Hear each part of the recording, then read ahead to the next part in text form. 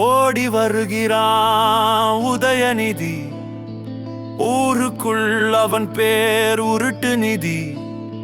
தாத்தா தயவுல சினிமா, அம்மா தயவுல அமைச்சர், அப்பாட்ட புடுங்குனது துணை முதலமைச்சர். குடும்ப தயவால பிழைக்கும் வாரிசு, கொடுக்க மாட்டாரு கபடிக்கு பரிசு.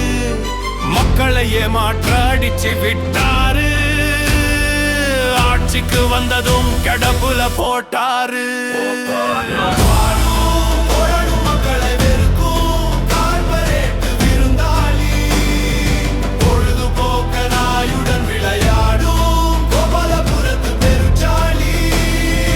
ராஜேந்திர சோழனா உதயநிதி, வாழ்க்கை போடுறது தலைவிதி.